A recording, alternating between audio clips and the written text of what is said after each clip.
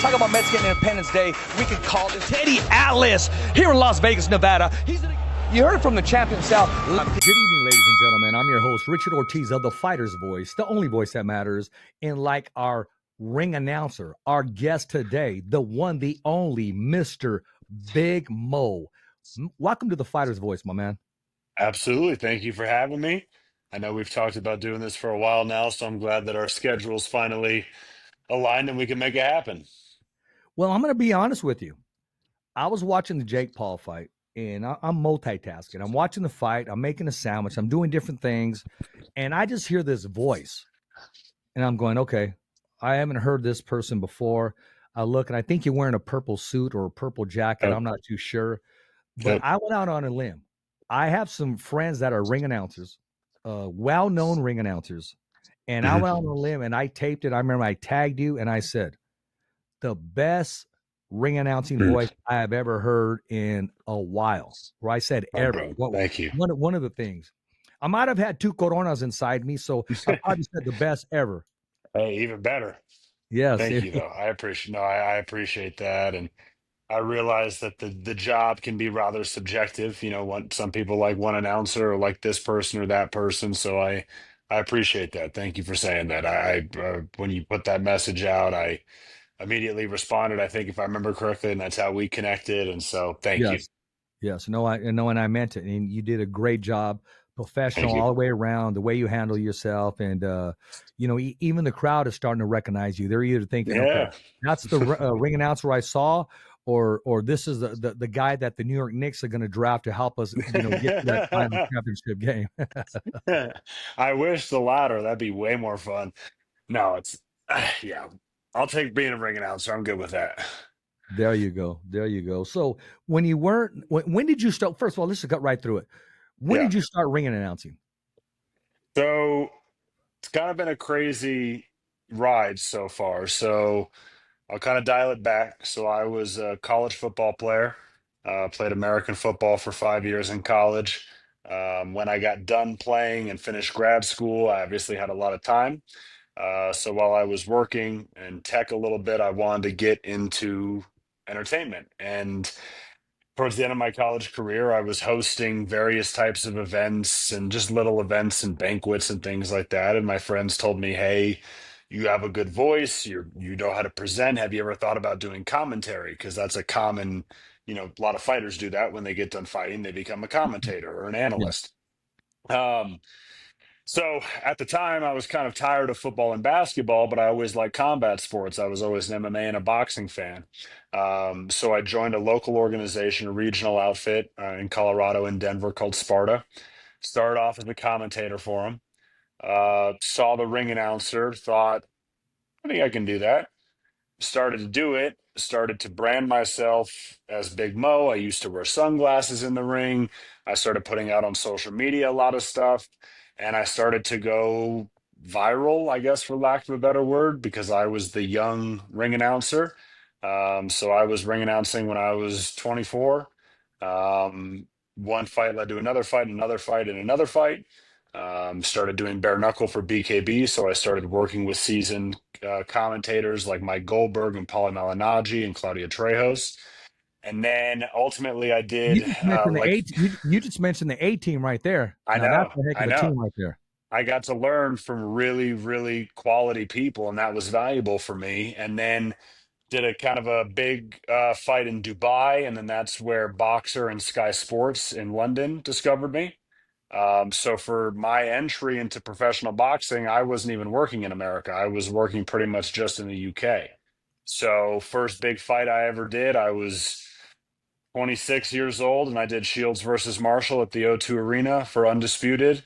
So did that as my first Undisputed World title, first sold out arena, first international broadcast on Sky and ESPN. And then the rest is kind of history. And then did more big fights and bigger fights. And then I did Jake Paul, Mike Tyson for Netflix. And then Paul Chavez. And now most recently Taylor Serrano. So it's all just gone like really fast. It's obviously I'm pretty new to the industry still. I've only been in this for really a couple of years in boxing. So I'm just happy to be where I'm at right now. I've gotten to do some amazing things for someone that's not even 30 yet. And so for that, I'm super, super appreciative. Well, you know what? The world is yours, and God is blessing you. He's opening doors for you, and Yeah. breathe some of it this way, man. Even if you see some of it this way, and maybe I'll get Absolutely. some more commentating jobs, and Hey, there you you know, go. yeah, of No, course, absolutely. No, it's I'm very grateful to be in the position that I'm in. I've worked very hard to get here. When I started doing this and when I started committing time to it, I wanted to be the best at what I do. And there's some really, really world-class announcers that I was able yeah, to, pay attention to and kind of understand certain things and watch how they do it. And I was able to craft my own way of doing things and speaking and presenting, and it's all seemed to have worked pretty well, I would say. yeah. So it's good. I'm happy to be where I'm at. What's your preparation like when Mhm. it's the day? Today's the day. You're Yeah. ring announcing. Well, yeah. So what's good is I like doing the whole fight week. A lot of MCs don't. I love doing public workouts. I love doing, maybe hosting a press conference or emceeing a press conference. And a big reason why, and then obviously doing the weigh-ins and the fight night. And the reason why I like being a part of the whole fight week is because it allows a level of comfortability to take place between me and the fighters. It's never good if, the first time I ever see a fighter is in the ring. There's no connection. I've not been Yeah, able to talk to them. I agree. They haven't been able to tell me, oh, hey, by the way, I'm not from Los Angeles or from San Diego or something like that. And when you're there the whole week, you can craft certain things, you can adjust how you say certain things, you can tweak how you want something presented. Maybe they actually are 5'7" and they're not 5'6", who knows? So the nice thing is that my preparation comes multiple days ahead of fight night, to where on the night of the fight, this is actually the third or fourth time I've introduced them in the last 3 days. So a lot of it is note preparation, a lot of it is studying before the event on the flight there, doing prep work the night before. I like to work very, very closely with the directors and the production staff, which sometimes varies amongst announcers, but I like doing it. I love going to rehearsals and doing walkthroughs and things like that because I kind of have a unique position in the sense of I'm not reading anything. I'm in there by myself. I'm waiting for cues. I kind of just do my thing and go. There's a lot of trust put into me to do my job. And so I love being a part of the production and working with directors to make sure the cues are correct and everything is progressing how it should be on the night of the show. The whole goal is that, like you said, the day of the fight, the night of the fight, what's your prep? I want it to be that on the day of the fight, the night of the fight, the hard part's already done. All the prep is done, all the rehearsals are done, all the cues are ready to go, and I can just get in there and hopefully entertain people. So when you're changing back at the hotel, minus putting your jacket on, or maybe you do, Yeah. what song do you listen to, or what's your music that gets you going as you're dressing, from tying your shoes, everything? What That gets is a you motivated? great question. Wow, I've actually never been asked that question, but that's actually a key thing for me. So I'm still an athlete at heart, and I apply a lot of the same logic that I would as an athlete to what I do now. And so I love pregame. I love getting ready in the locker room or my hotel room. I listen to everything. I'm a huge rap music fan. I've been a rap fan my whole life, but I grew up on classic rock, and I even love electronic music and country music. So I go all over, but it's usually something more upbeat to get me kind of going and energized and excited and moving around and stretching and dancing and things like that. It's a very lively pregame in my hotel room. So So what's your go-to as soon as you leave? You got to put a couple sprays on, bro. What's your go-to cologne? go to cologne. Okay, that's a new one too. I'm actually a big scent person, Okay, so I like a variety of colognes. Um, One that still gets me a lot of love to this day is actually it's a fragrance by Gucci. I forget which one it is. Man, why am I drawing a blank? I know this. I'm drawing a blank. But then Creed is another brand that I like. I would Aventus. say, yeah, Aventus. Yep. And then there's a Giorgio Armani that I really like, but I'm drawing a blank on the name of it. I'm not great at. I almost know bottles better than I know names, Yeah, but I yeah, definitely love fragrances and scents for sure. It's a good question. I've never been asked that. yeah. And do you ever mix the two? As a rule of thumb, no. I probably don't know enough about how scents actually work together Yeah. to be able to do one. Do I think I could spray two together and it would smell fine? Yes. But do I think I can sit here and commentate on this one mixing with that one or blending with that one? I'm not skilled enough to know that. I won't even pretend to. Okay, go Visage and mix it Okay. with blue. You know, the cologne Okay. called blue. Okay, those Yeah. two mix good together. Or Blue there, is Chanel, right? yes, exactly. Yeah. Or Yeah. you got the light blue of Versace with the Okay. blue Versace. Mix those two together. Oh, interesting. Okay. Yes, yes. Okay. Now, on either one, just to the frosting on the cake, Mhm. just a couple of dibs of Crete, and you're good to go. Yeah. I Yeah, like that. No, I think you'll probably put that on as you leave the room and come back from the marriage chapel afterwards, because when that hits, it hits. Trust me. for me with fragrance, don't get me wrong, like I care a lot about the scent and the quality of the scent. Obviously, it's fragrance. For me, it's staying power. Like Yes. the Okay. amount of colognes that just, I mean, it'll lose its fragrance by the time I get to the elevator, you know? So it's one of those Yeah. things as to where, definitely eau de parfum over the basic level. I forgot what that's called, eau de toilette or something like that. Yes. So I like something that lasts more than anything else. Absolutely. Yeah. Absolutely. Because those are the championship rounds. You understand? Exactly. I like that. Exactly. Exactly right. That's a good way to put it. Okay. Look, your name's been called. You're put in the mix right now.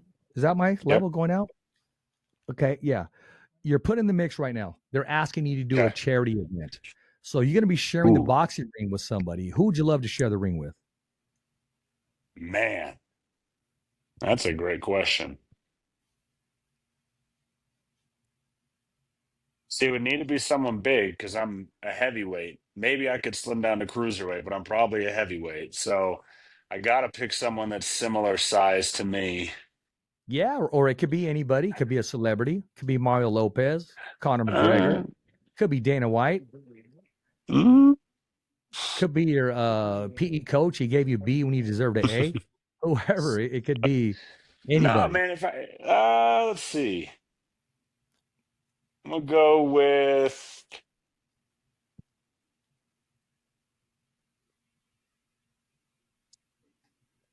oh man, I'll go with Tyson Fury.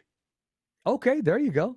Right off the I'll go bat. with Tyson Fury. A tall guy, heavyweight, entertaining. At least he'll make me laugh during the build-up before he kicks my ass. So I'll go with There you Tyson go. Fury. There you go. Well, I know you like rap music, but you only get to pick one walkout Yes. song. Who is it?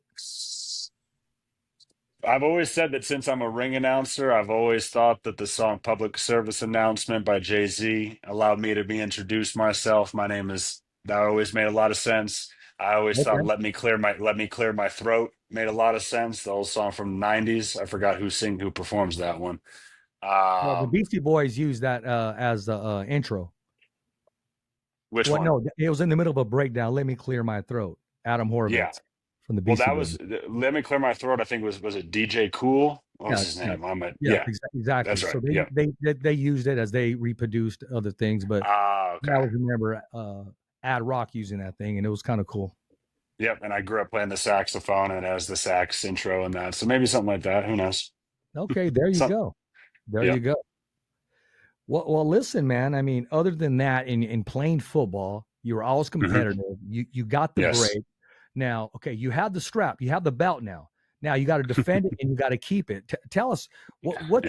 what's your schedule like? I mean, I'm sure your book you're probably in August. I got a couple of shows, Yeah. September, et cetera, et cetera. And I'm sure you have all that. Did you think a year ago that your schedule would be as full as it is today? Um, Or did you wish yeah, for it to be? actually, no, if I'm being honest, I knew that I was good at what I did. The future of combat sports, a centralized platform where fighters, fans, coaches, promoters, and anyone involved in a fight game connect, communicate, and do business. Fighters can find fights, fans follow every move, and everyone in a fight game can showcase their services. Whether you're looking to promote a fight, find a cut man, or book talent, it's all here. FIGHTBOOK is changing the fight game forever. Welcome to the revolution. The biggest hurdle was never me understanding the job. It was never my ability to do the job. Truthfully, the biggest hurdle that I faced is had zero connection to these industries that were the source of employment. So I had zero connection to anything in television, which is obviously the network that produces and promotes these boxing events. And then I didn't have any connection to boxing itself, so I had no connection to promoters or anything like that to get work to do the shows.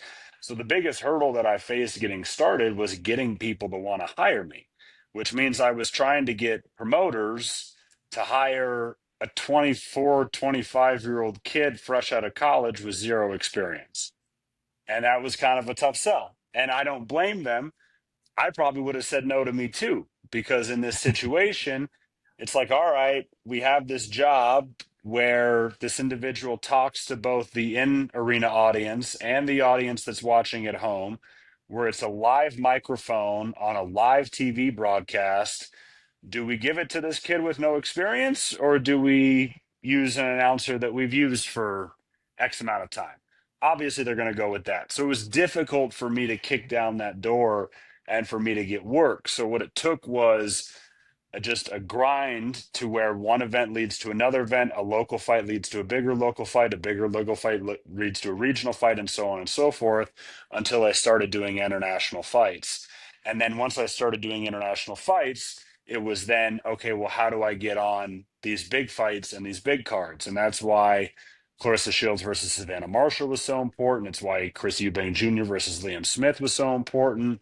And it's why obviously Paul Tyson was massively important, and all the recent ones that I've done, to where now I have an established resume in the industry versus, hey, I'm just some kid that's never done this before, but I think I'm pretty good. Do you want to give me a job?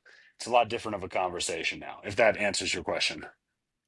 It does, but you can never have enough connections. And I want to make sure I connect you with the future of combat sports. Go to fightbook.com to pre-register.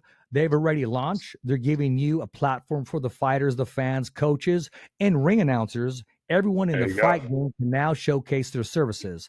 FIGHTBOOK, it's changing the fight game forever. Registration is available now.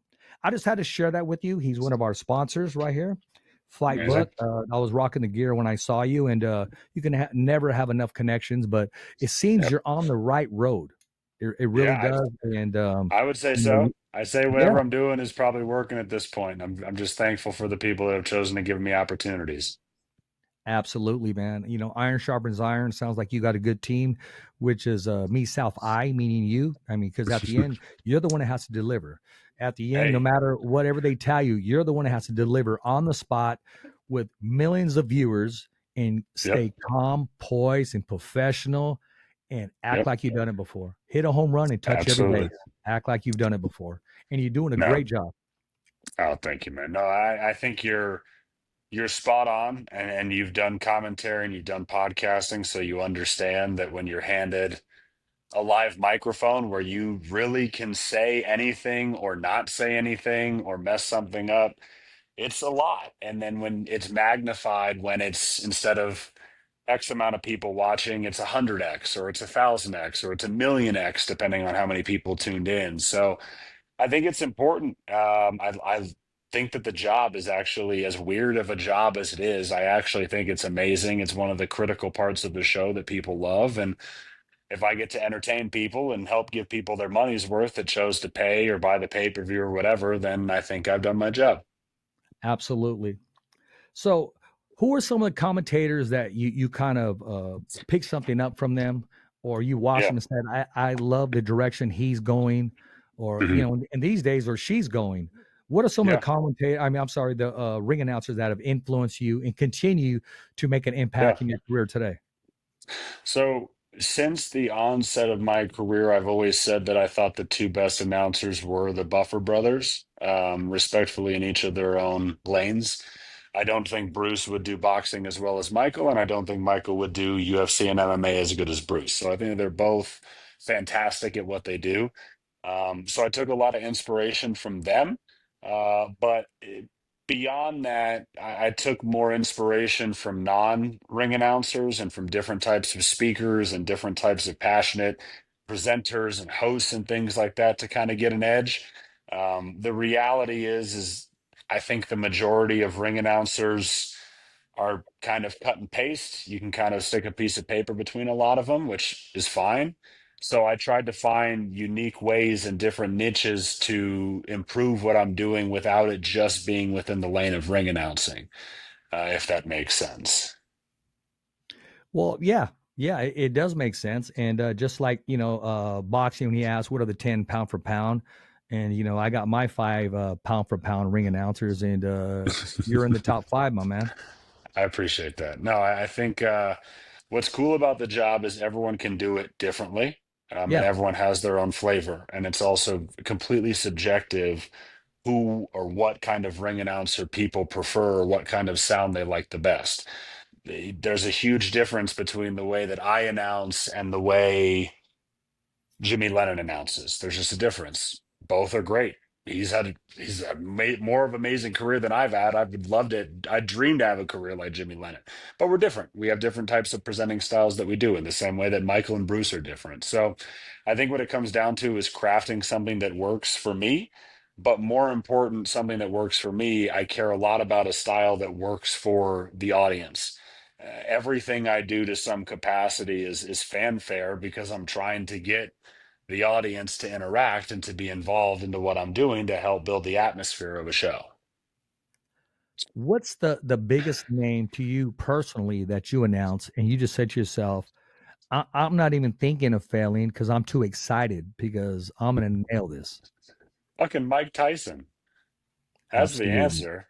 I mean, dude, that night was the most focused that I've ever been, the least nervous that I've ever been, but it was also arguably the biggest fight in history. Regardless of what you think about it, 100 million people watched that damn Yep. thing, and it was on Netflix, and it was ginormous. And what that event was for me more than anything else was really just validation. I explained how the biggest hurdle that I found was trying to get into this industry and trying to prove people that I could represent their business and speak on behalf of their business and represent their TV network. For me, then to be able to do that on Netflix with 80,000 people there and 100 million people watching, that was something where I was done. I was like, yes, this is what I've been saying that I can do for the past 2, 3 years, getting shut down here, door closed here, you're too young here, you have no experience here, blah, blah, blah. So, yeah, when it came time to introduce Mike Tyson, I honestly blacked out. I don't even really remember doing it, to be honest, because I was so wrapped up in everything. And I did a little bit extra for his introduction that was received really well. And it was super fucking loud. Sorry, pardon my language. So, yeah, Mike Tyson, definitely. Definitely. What was it like that night climbing down those steps for the last time because it was completely done and over, and you're Yeah. folding your card and putting it in your briefcase?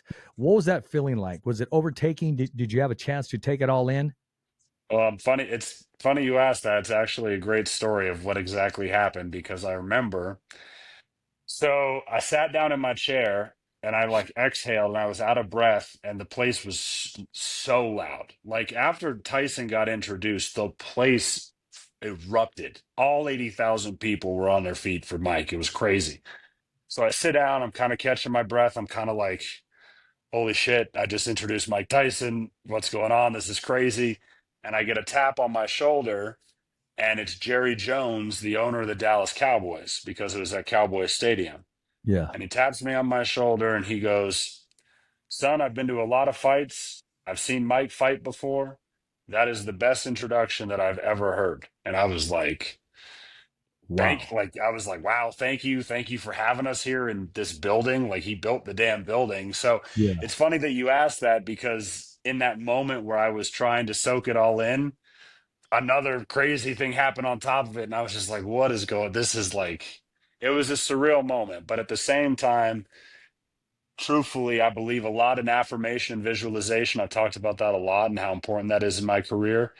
To some capacity, it was also I was super calm in the moment because in my brain, I had already experienced that and lived that Yes. Yes. visualization in my mind previously. And I take a lot of that from when I was an athlete, but I experienced that all previously in my mind.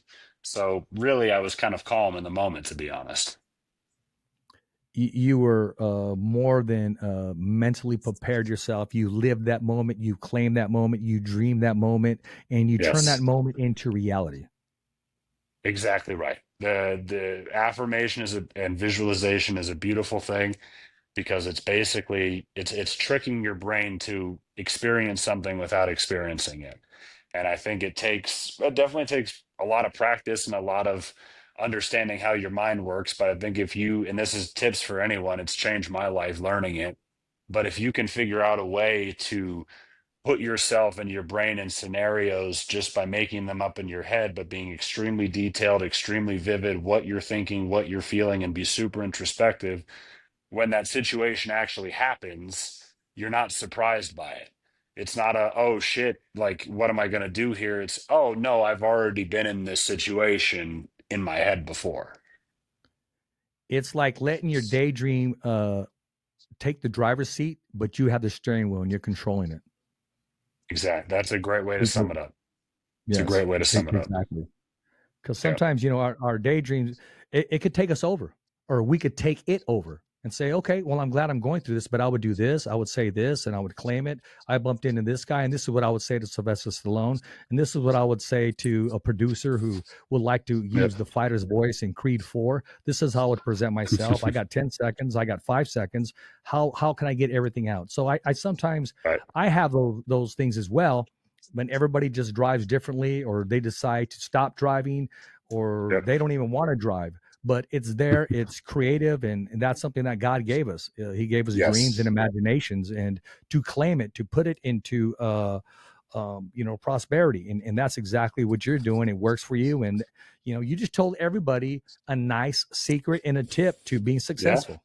Yes. Absolutely. No, I think goal setting, I think visualization, I think that the whole concept of just mentally preparing yourself for things, whether it's something that could happen in 5 years, maybe it's a dream, or maybe it's something that's happening in 2 hours. The whole lesson is that you have to dive into things mentally, and you have to try to understand them.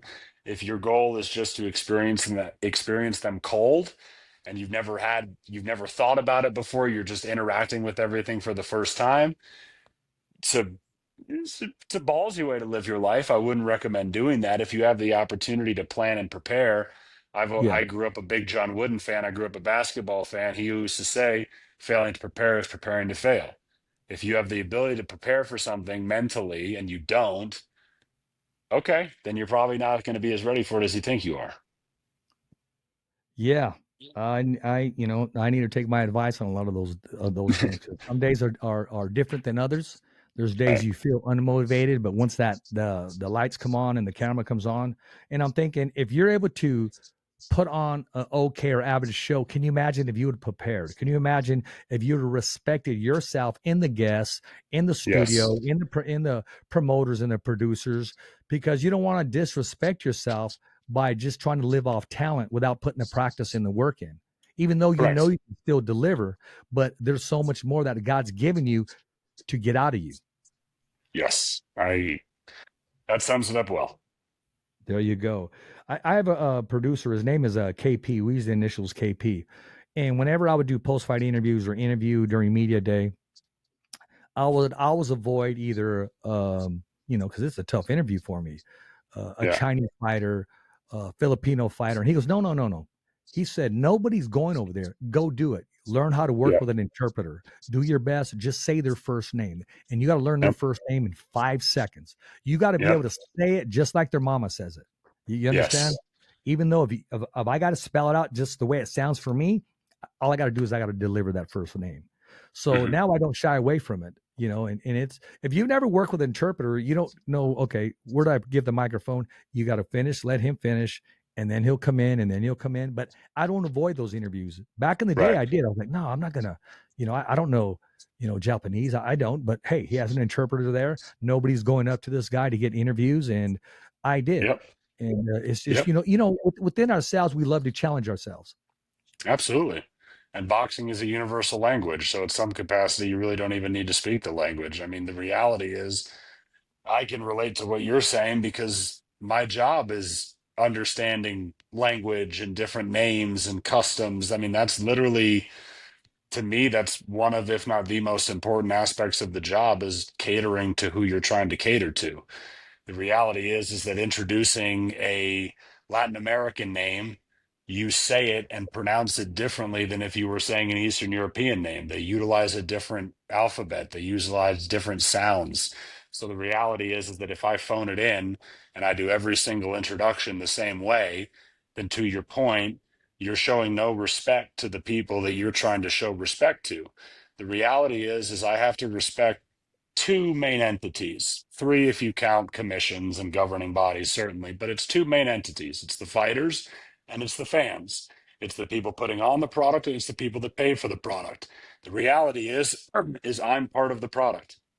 You as a commentator, you are part of the product. So the reality is that if we want this sport to generate money and to grow as an industry so we all can stay employed and we all can keep working in the sport that we love. This segment is sponsored by the Maldonado Brothers, proudly serving the Central Valley for over 25 years. From Visalia to Chowchilla, whether it's an expert tree service or professional landscaping, we offer free estimates and a team you can trust. Voted best in Central California for 2024 and aiming for a repeat in 2025. Call 559-994-7746 today and let's bring your outdoor vision to life. Superior quality to create your perfect environment. And we also want it to be entertaining enough for the fans to keep spending money. Well, then the reality is we have to give them a show, which means we have to respect them enough to hone in our craft enough to specialize what we do so the different stakeholders in the industry continue to buy the product. Absolutely. That's a great salesman right there. Exactly. Spot on. Yeah. Now, don't be surprised if your agent calls you and says, hey, Jerry wants you to every Sunday, he'll fly you in after your fights and wants you to announce the Cowboys hitting the field. Now, that would be something to put on that bucket list as well. And that resume. I would do that. America's team. America's team. So who is your football team? Gary's watching now. So it's the Cowboys. Oddly enough, I never followed pro as much as I did college. I grew up a much bigger college fan, and then obviously I played in college. By default, I'd be a Broncos fan, obviously, because I live in Denver. So I would typically go Broncos. Oddly enough, I don't even really watch that much football anymore. Playing it kind of just, not burnt me out of it, but I don't have the same love for the game that I did when I was a kid, in the sense of like, when I was a kid and you watch something in football and you're like, ooh, like it's this amazing thing that happened. But when you understand football on a really deep level and I'm sitting there watching the left guard play, I'm like, all right, I'm not enjoying this as much as I used to when I was younger. So I'm a big basketball fan, and then I'm also just a huge fight fan. Like you know how it goes with boxing. Like when you dive deep enough into it, it's every day. It consumes your life every day because of how deep the industry is. There's not a whole lot of time to dive into other sports. No, there isn't. I'm just curious. Who's your basketball team then? I'm a Lakers fan. Okay. I'm a huge Lakers fan. I was born in San Diego. A lot of families from LA. Most of my family is UCLA alumni. I grew up a UCLA fan, so all LA sports teams I always tend to lean to. So I've always been a Lakers fan. Well, there you go. So Mike Tyson is on the top of the level. Who's on your bucket list? I mean, is there a Conor McGregor out there? Is there possibly a Floyd Mayweather or a Manny Pacquiao? Who else is on your list? I would say number one on my list, especially because I love introducing in Spanish, would be Canelo. Canelo's number one for me. Crawford might be number two. Who knows? Canelo Crawford, we'll see. So I would say Canelo. I would say Tyson Fury. I would say Usyk. And honestly, I would love to introduce Inoue in Japan.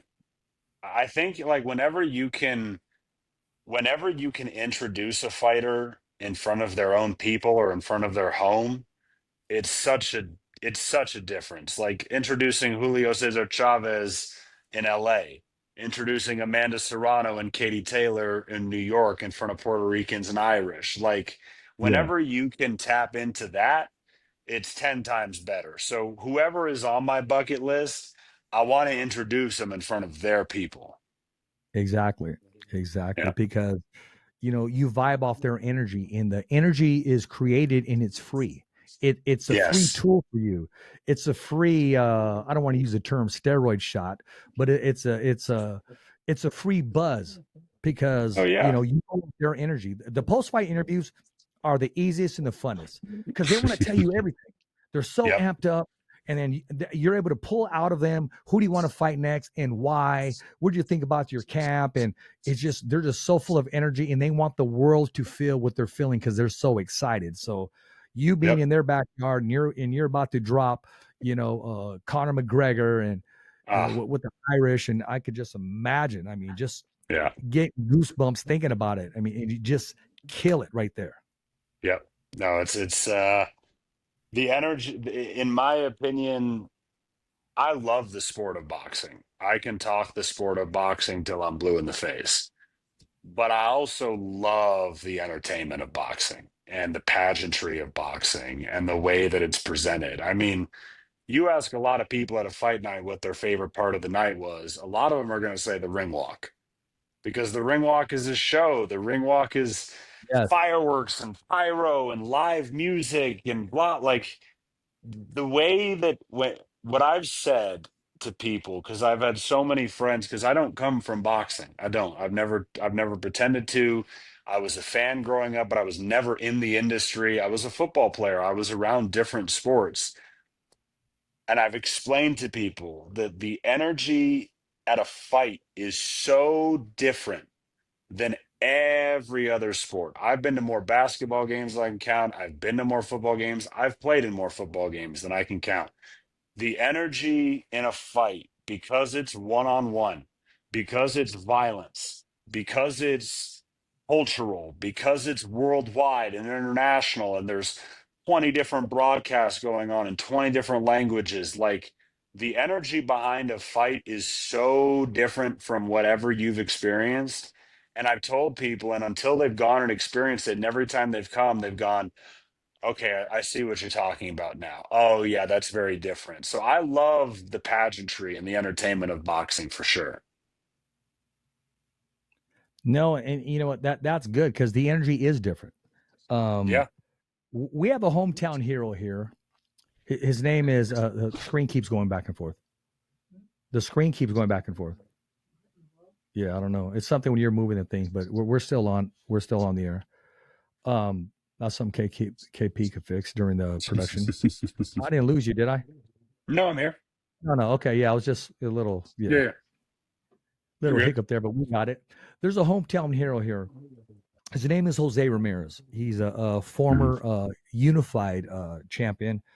He had an opportunity to be undisputed. He lost a close decision to Josh Taylor, who just recently Retired. retired. But in Fresno, California, Save Mart Center, 15,000, maybe 20,000 people. And you don't see the Bulldogs there is the basketball stadium, and the seats are red, which is smart, because whenever ESPN's there, whoever has the game, they don't want to see an empty seat. Right. But when Jose Ramirez is there, all these seats are full. Yep. And when his walkout music comes, I've been to a lot of fights. The only one I can think of is Lomachenko, when he fought, how loud it was. It is so loud. I mean, it's shaking. His ring walk, it's shaking in there. And when they announce his name, it's quite an experience. And I've never, I haven't been to Madison Square Garden. I've been to MGM Grand. I felt, when Manny Pacquiao comes out, you can feel that I was just there. all It's that, amazing. all that energy. But when Jose Ramirez comes out here in Fresno, California, my gosh, the energy level just takes over. It's just, everybody has their own. So when you say to introduce somebody in their hometown, it's 10 times the amount of energy, just alone excitement. before his Yeah. name. Just them watching him. Yep. Oh no, I absolutely. I think what's cool about my job is j because what I say is designed to be impactful, that even the inclusion of one or two words changes the whole tone of everything. For example, like if I'm introducing Jose Ramirez in San Jose, I wouldn't say he fights out of San Jose. I would say he fights out of right here in San Jose, California. And those two words, I'm a public speaking nut. I love the technical side of public speaking. Very Just smart. the inclusion of those two words serves as a cue for energy. When I introduced Julio Cesar Chavez and I did the last bit in Spanish, I said El Hijo de la Leyenda, the son of a legend. I chose to incorporate the fact that he's the son of Julio Cesar Chavez Sr. because I understood that so many people in the crowd, a lot of people were there because they were fans of Senior first. So you can Yeah. do certain things. You can add just one or two little sentences, one or two little bits here that can change the whole tone of the introduction and how you cater to the crowd. My job solely is to get the crowd to listen to what I'm saying and to react for it. That's the only purpose, and to introduce people certainly, and to read off their height and weight and things like that. But for the most part, the purpose of me is to be a true master of ceremonies. It is to introduce people, elicit and garner a reaction from the people that paid to be there, raise the overall atmosphere of the arena. So when the fight hits, it's at its peak, basically, energy and entertainment value. That's my job on a technical side. So anything I can do to increase the likelihood of that interaction is invaluable.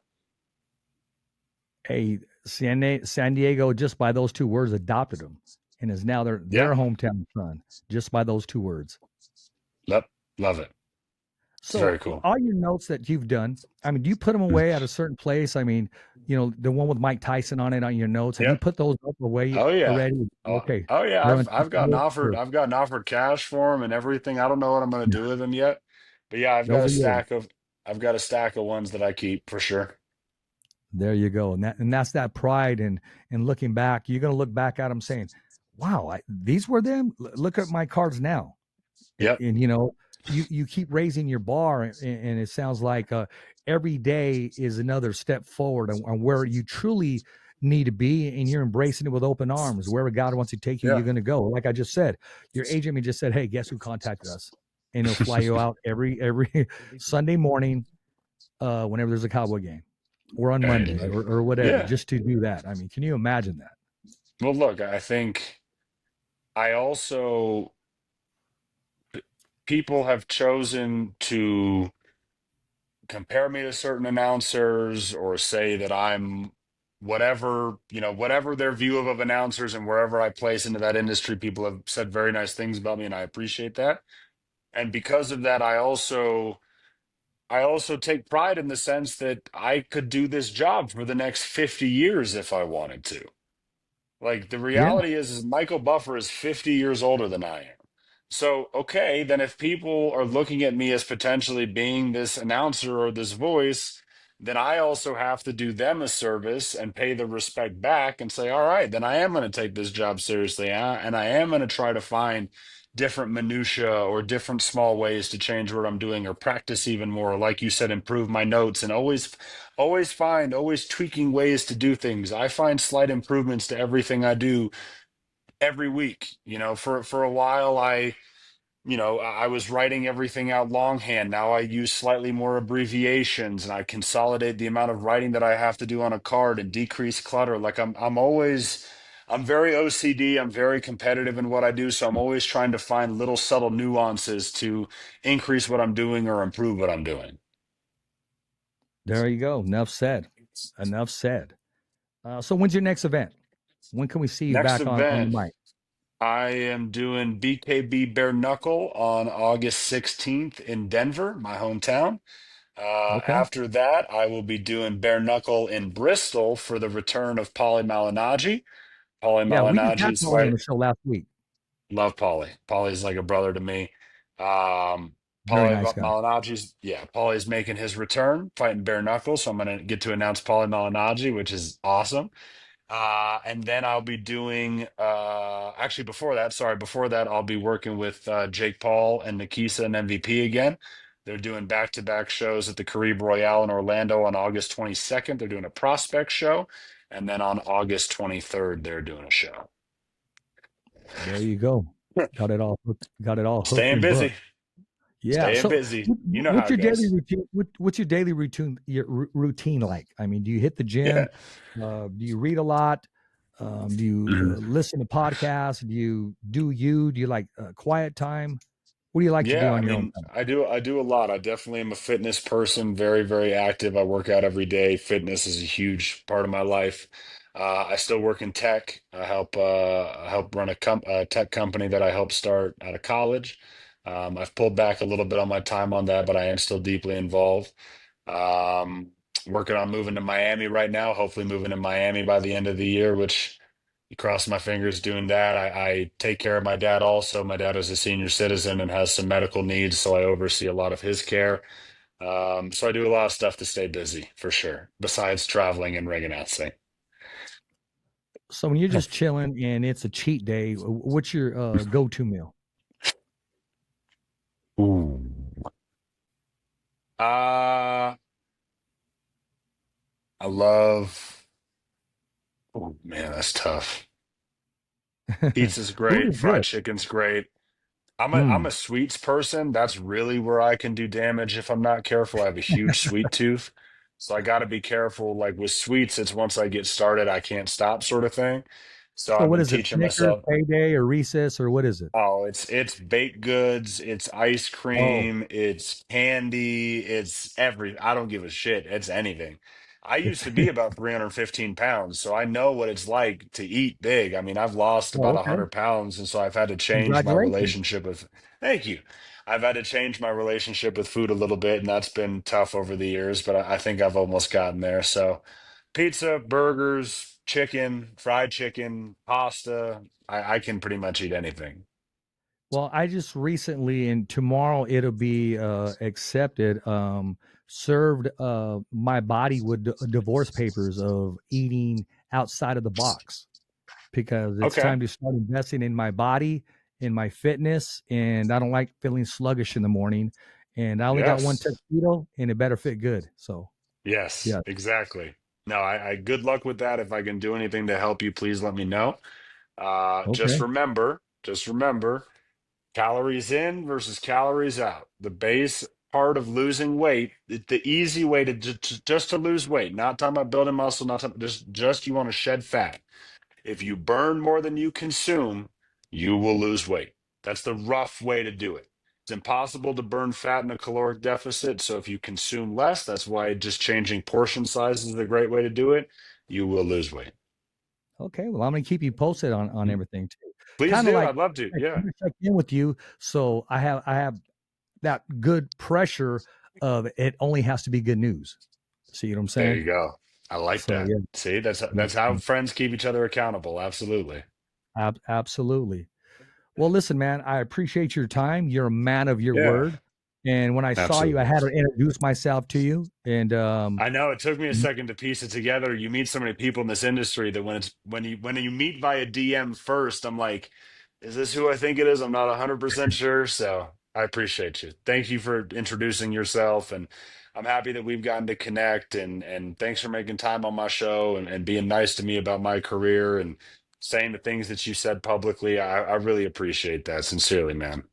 of course, man, it comes from the bottom of my heart. And when I saw you, I just said something about this cat, man. And not just the voice, but just the way his mannerism, the way he handles himself, the professionalism.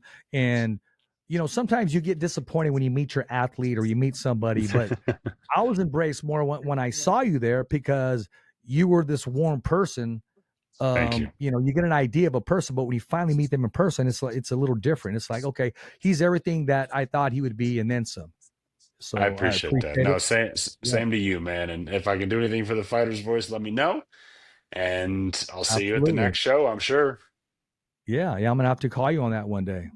So, awesome. Sounds good. well, ladies and gentlemen, I want to thank our guest today, Big Mo, one of the best ring announcers in the world. And if you have not heard him, he will be a household name.